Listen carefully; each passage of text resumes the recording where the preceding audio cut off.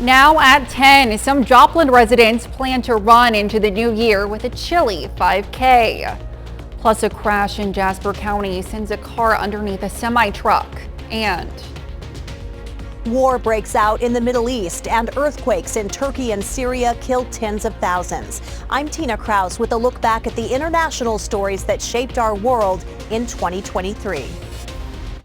The 4 states' most watched news starts now. On the first day of the new year, Joplin will host the chilly 5K. This is KOAM News at 10. I'm Elise Snowy. The point-to-point course starts at the Cornell Art Complex and goes to the Joplin Family Y. The Joplin Road Runners, a local group of runners, is warming up for the big race.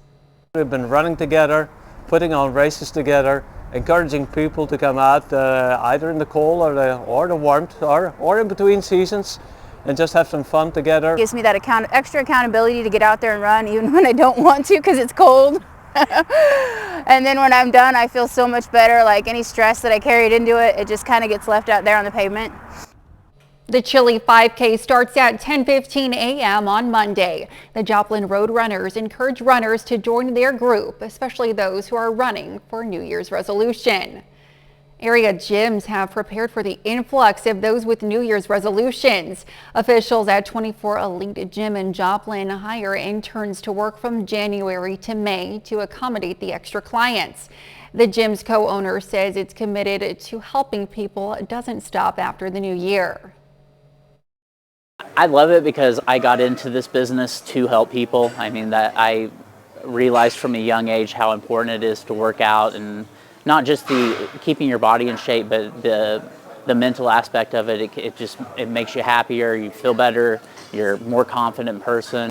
Some gyms have implemented policies preventing new clients at the beginning of the year to prevent people from signing up and not following through. Chloe Arroyo joins us with the first look at weather. Thanks, Elise. This afternoon we warmed up, but we have cooled down once again. You know the drill. We've seen those temperatures into the lower 30s, upper 20s for our low. We're sitting in the same spot right now. The only difference is that we don't have any winter weather like that. We're in the clear right now, just into the lower 30s, upper 20s. Will all be below freezing eventually. Here's a look at 7th and Range Line right now. Very clear, calm outside except for that wind dipping us down into the 30s, but feel like temperatures right at 30 degrees. So if you have outdoor plans, your Friday night out, make sure you're layering up. Keep that in mind. Now, coming up in a bit, we're going to talk about the end of December temperatures, the end of December temperatures. They're very cold. And then after the new year, we might see a bit of a warm up. So new year, new temperatures. I'll have a full rundown coming up in a bit. All right, Chloe, thanks. Authorities in Jasper County respond to a crash involving a vehicle and a semi-truck. The crash happened early this morning at Missouri 43, just north of Oronogo, Missouri. Troopers say the tractor trailer crossed into the intersection and into the path of the oncoming vehicle. The driver of the vehicle crashed under the trailer, just missing the wheels, and came out the other side. The driver of the vehicle was rushed Priority 1 trauma to a Joplin hospital. You can follow this story as it develops on our website, KOAMnewsnow.com. Missouri looks to inject nearly $8 million into expanding cellular service across the state. Grants will be awarded to 14 projects to construct new towers that provide quality cellular service and greater 911 connectivity to high-cost areas. The counties of Bates, Vernon, and Jasper will receive nearly $850,000 for regional projects. Projects receiving funds through the Cell Tower Grant Program's second round are expected to serve more than 18,000 high-needed locations that previously lacked quality cellular service. The 2024 election cycle is just around the corner, and Ottawa County, Oklahoma needs election volunteers. The election board says it needs both permanent and substitute workers. We've had instances where we haven't been short. We've had enough workers, but we've had to dig into our substitute pool, and a lot of times it's because a current worker might become ill, or someone in their family is ill and they have to care for them, and just unexpected. Well, like a good neighbor, the city of Miami, Oklahoma is there with the Good Neighbor Coalition. The coalition counted its blessings today with a look back on 2023, which included not only the work of Mayor Bless Parker, but also a donation of kitchen equipment from the Miami High School. The nonprofit also received a van this year to help them reach further into the community.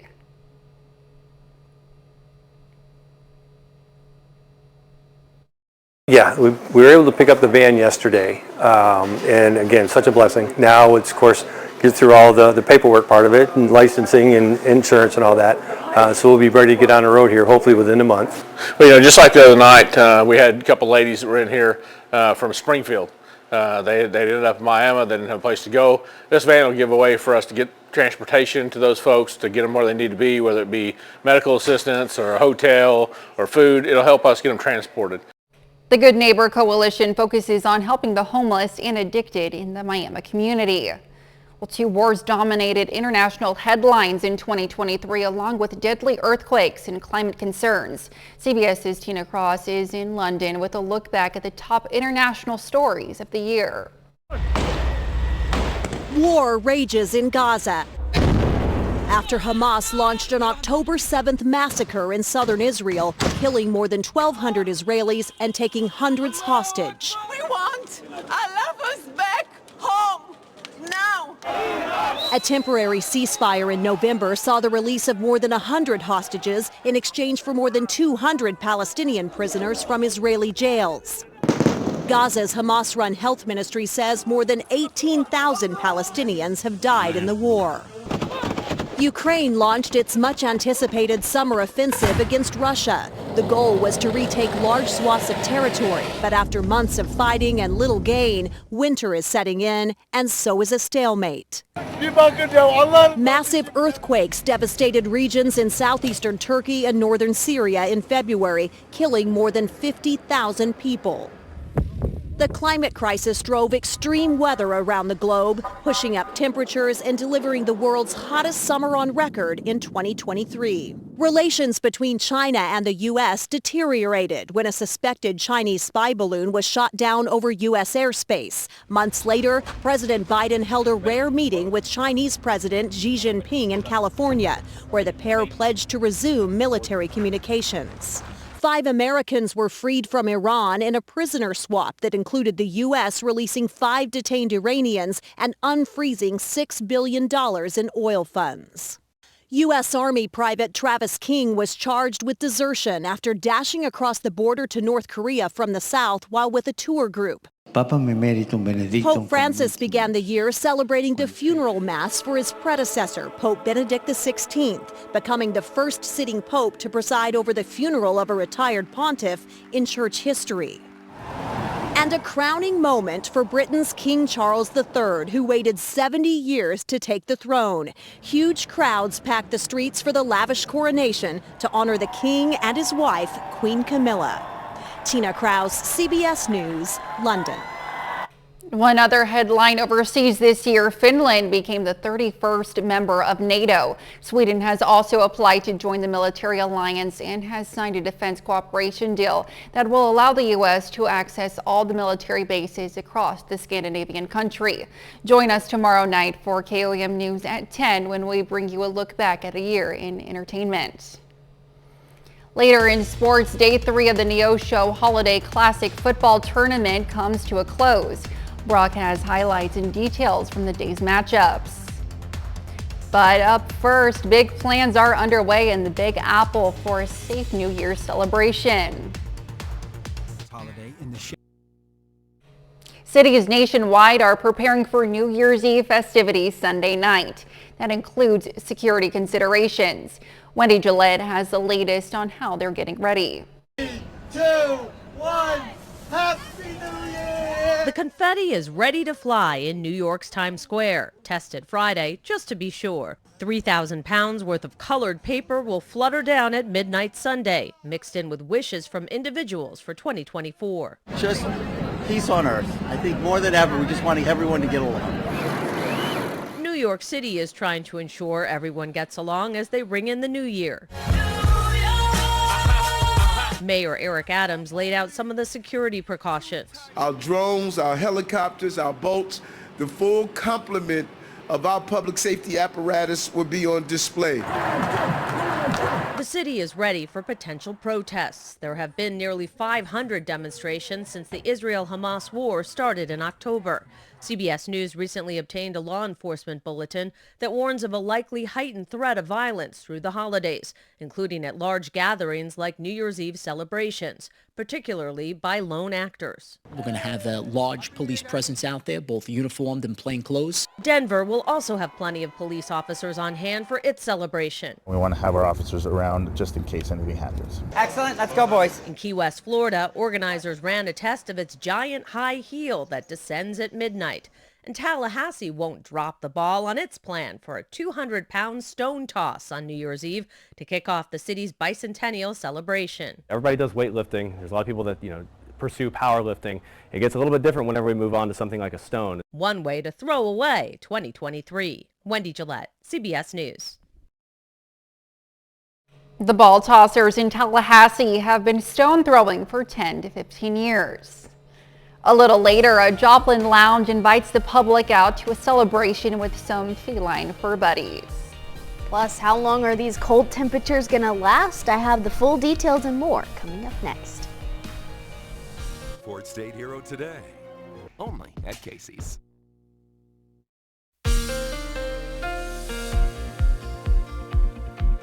Past couple of days it's been pretty chilly, and all I gotta say is out with the old and in with the new.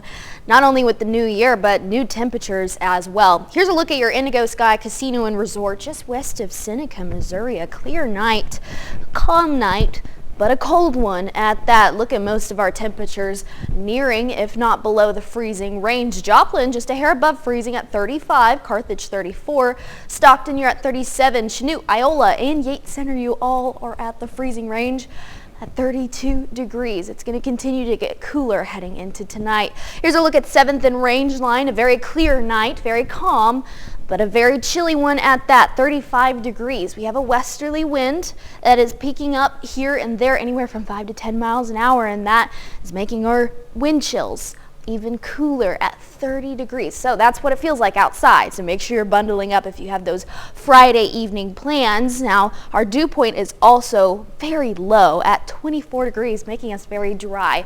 Here's a look at our drought tracker around Nevada, Chanute, Independence. Those are the 3 areas that we're really tracking in terms of drier conditions. We're anywhere from the moderate to even a severe range closer to Independence. So that's something that we will be keeping in mind heading into tonight. We're also very dry the next couple of days, so you're going to want to make sure that you're putting that extra lotion on. We're all very dry at this point. Into the morning, we'll see those temperatures in the upper 20s, 29 for your low in Joplin. We're not going to warm up much from there, only 37 degrees by the time we get to 10 a.m. Now for your weekend, that'll continue to trend. 48 degrees for your high on Saturday. Sunday will be 42 degrees. So we're going to be cold on Saturday, but even cooler on Sunday, and we're going to cool down even more heading into the New Year's Eve forecast for your evening. But those feel like temperatures even colder. I mean, this hasn't been much of a change. We're all used to this at this point, but here's a look at your New Year's Day morning. Will be in the 20s for our feel like temperatures, and same for the afternoon and evening hours. We'll still feel like 20 some odd degrees into the mid to lower 20s, and that's going to continue throughout the rest of the week. Here's Thursday morning. We'll still feel like we're in the 20s, so not much of a change from there. Bringing in the new year, 2024. We're going to start about 26 degrees. Wouldn't it be funny if it's 2024 and it's 24 degrees? You know, that would be the perfect time, at the perfect point at that point. So make sure that if you're outdoors heading into that night for your fireworks or whatever plans you may have, layer up, bundle up. There are also heat warmers or hand warmers that you can use. Those are very resourceful or very useful. So make sure that you have that heading into Sunday night, and then Monday morning you'll still be cold as well if you have any plans early Monday morning. Hope you don't. Definitely hope you don't. Hopefully everyone can sleep in on Monday morning. Here's a look at the rest of the forecast. 40 degrees for our highs, but like I said, our feel like temperatures a whole lot cooler before we see a little bit of a warm up. Not by much, but 50-degree weather. Hey, we'll take it at this point. Oh, I'll take it for sure. Absolutely. All right. Thanks, Chloe. Of course. Well, the new year brings big changes for a Joplin Rescue Center. The 9 Lives Cat Rescue and Adoption Center just became a full-fledged nonprofit, and it invited the public out to celebrate the news. The Adoption Center had free face painting, free coloring books, and plenty of party favors for the kids. 9 Lives is also Joplin's first cat lounge. The public is always welcome to come in, grab a coffee, and hang out with the cats in the lounge. It's located at 2201 East 7th Street. Well, still ahead, a tasty treat makes an appearance following the celebration of a college football bowl game. And Seneca plays McDonald County in the final round of the Neosho Holiday Classic. Brock Baldridge has those stories and more up next in sports. This is the most wonderful time.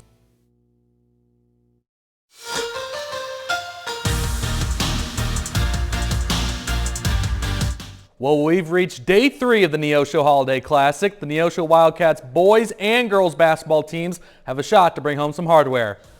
Neosho versus the Benton Cardinals of St. Joseph. Winner of this game takes home the 3rd place trophy. So in the first quarter, first score of the game belongs to Collier Hendricks, who knocks down a deep 3-point shot there. Finished the game with a team-high 22 points. Wildcats lead by 1 later in the quarter. Tyrone Harris drives to the basket, finishes underneath to go up by 3. And later in the half, it's Harris who connects with Brody Arthur, and he connects with a long 3-point shot here. Neosho down by 4 points. Last shot of the first quarter now. Tyrone Harris beats the buzzer. He finishes the layup to end the fast break with a tie in the end of the first quarter. So Wildcats lead by 9 points going to halftime. In the second half, St. Joe Benton gets a spark here on offense as Carson Schmidt follows his putback. And Benton leads by 6 points late in the fourth quarter. Miles Badgley gets a layup to go there for the Cardinals to go up by 10. St. Joe Benton goes on to beat Neosho 59-47 to take 3rd place. Over to the girls bracket, the Neosho Lady Wildcats face the Huntsville Eagles in the consolation round for 5th place. Huntsville got after Neosho this afternoon. Eagles beat the Wildcats 52-23. Neosho finishes the tournament in 6th place. Over to Neosho Junior High School, it's the 5th place game between McDonald County and Seneca. The Indians got off to a blazing start in this one. Zane Grajan hits a big 3 ball here. Seneca leads by 3 points. The Indians are going to go right back to Grajan. He could not miss in the first quarter. Grajan knocks down 5 straight 3-point shots to start this game for Seneca. He finished with a team-high 21 points in this game.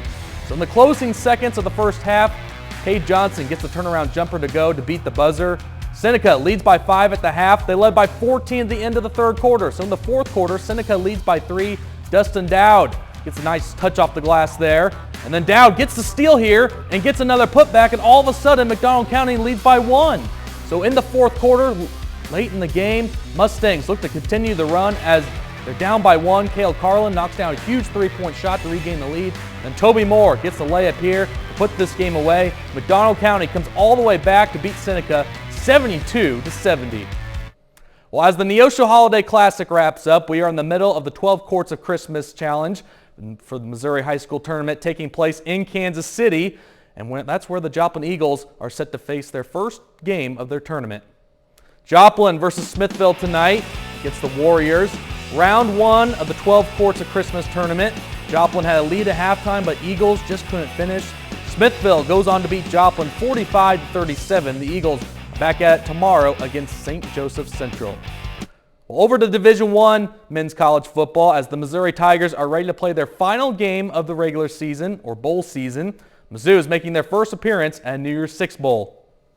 It's the 4th time in program history that the Tigers have earned a trip to the Cotton Bowl. They square off with the Ohio State Buckeyes. Been a pretty slow and ugly game thus far, but last check, it's Mizzou who leads late in the fourth quarter, 14-3 against Ohio State. Well, in case you didn't see it, the Kansas State Wildcats celebrated their 28-19 win over NC State at the Pop-Tarts Bowl, and the mascot himself was edible. Yes, strawberry Pop-Tart lowered into the toaster oven and came out as a treat for the K-State football players who got to feast on him after the game. How about that? Well, there's more than one way to celebrate a bowl victory, but that is the first time I've seen something like that. The first time I've seen something like that, and I feel like it's such an innovative and creative way Right. to include it, but I don't know. Maybe we'll see if they do it next year. We'll see if they do it next year, but also another team celebrating bowl victory tonight, Missouri Tigers. I mean, a lot of people didn't know, if it was Ohio State, were they going to be the team that really tries in this game? Lots of transfer portal stuff going on, but Mizzou looks like they're going to get the job done. Yeah, they were able to turn it around. Who would have guessed? All right, thanks, Brock. Well, that's a look at sports. We're back with more news right after this.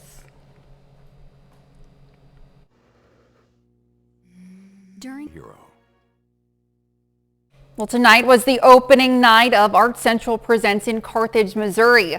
2 artists are featured for the event: Rachel Cabral's Face Value and Coral Martin's Travel Through the Last Frontier exhibits.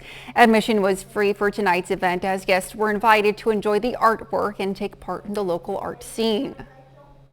I'm inspired by just faces and people, sometimes people that I meet in real life, or just photographs. I grew up hiking and camping for all of our vacations, and I fell in love with nature. And as an adult, I wanted to be able to share some of the things I was seeing with others, so I started taking my camera out with me. The exhibition will run from now until January 24th, 2024. It's always nice to go experience some local art from some artists. That's so sweet. You can't go wrong. You can't go really wrong, can't. especially So sweet.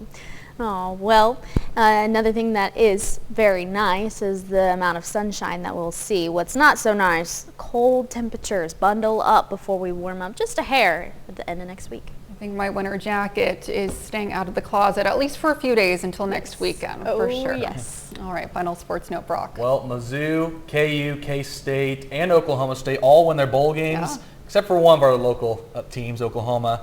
They could not get the job done yesterday. But pretty good turnout. But pretty good turnout, absolutely. But yeah, bowl season coming to an end, so congratulations to all the teams that won. No, absolutely. Well, thanks for watching. We'll see you here tomorrow. Thanks for making us part of your night.